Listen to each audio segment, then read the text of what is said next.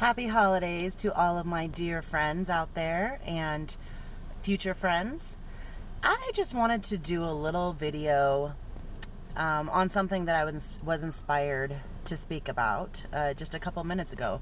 I'm sitting in my car just about to go get water bottles filled up. I have my little miniature schnauzer doggy right here chilling out in her little holiday hoodie, a little snug on her. And I'm inspired to talk about how when you have really gigantic dreams and big things that you're called to, and you just have this feeling and knowing that you're called to greatness, sometimes life can throw you roadblocks and obstacles and speed bumps. And what I've found is that in your alignment with who you really are and with God, whoever you call him, just your happy state of being, when you're connected, you tend to have a quicker road and path to those dreams. And you'll notice that in your state of happiness and excitement and ease and bliss, you'll have inspired thoughts, just like I did. You'll have an impulse to go into this certain place or turn down this road, and you avoid accidents, or you run into someone that you needed to connect with in order to have connections for certain ideas that you have, different projects that you want to bring about. Things just happen faster when you're in a state of happiness. So the simplicity of being happy is what will catapult you into your dream faster. And if anybody that you know of that is completely successful and has had progress fast and has a $1 million businesses, or they're amazing speakers and they just look like everything they do is easy, and they've had so much luck, a lot of it is, you'll notice, is because they're typically positive people. And a lot of times it's hard to figure out how to stay in that state of positivity. There's many things that I've done, and one of them being preparing ahead of time. By knowing what my little happy triggers are. Like, for example, my son, Anthony, he's 23 now. I had him when I was 18.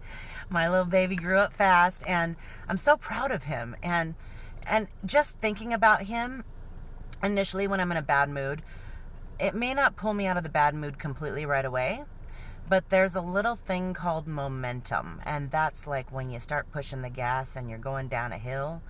As you start to go down the hill, you start going faster and faster, and then momentum takes over. So in this momentum, by understanding momentum, what I do is I start thinking about Anthony, and then I'll start thanking God, the universe, the creator of all that exists, the source of everything, for my son. And then I'll just start thinking about different things. Thank you that he has wisdom.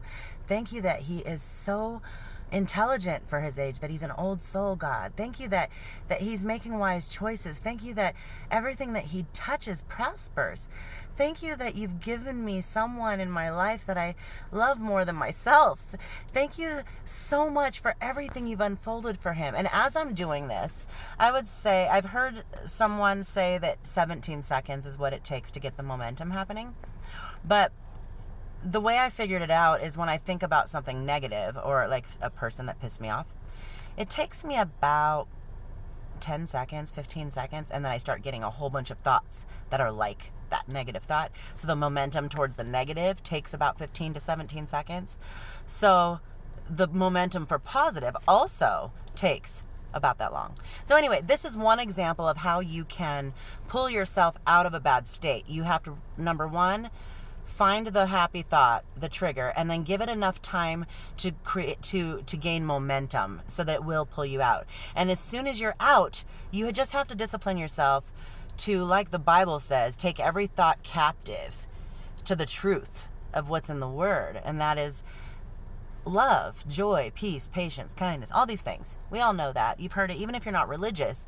The truth is we have a choice on what direction, what momentum to feed. And your journey in life and to your dream and your goals will evolve and open up a lot faster if you can learn how to keep your thought process and your mood happy.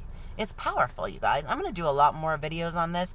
And I've done random videos like this in the past, but I didn't organize it and actually place it to a channel. So be aware, my name is Joy Shack Berkeley, and I'm going to be best friends with Oprah and Ellen DeGeneres and Tony Robbins and his wife and Esther Hicks. Abraham and I are already cool. And there's a few other views out there that I think are real fun. Steve Harvey, he's going to be one of my besties too.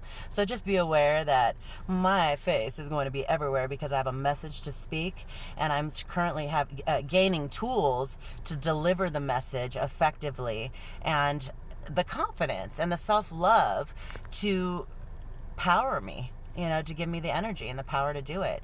And I'm going to do another video on that too. So stay tuned, watch what's going to happen, and be excited. And just remember, choose joy now, because now is all you have.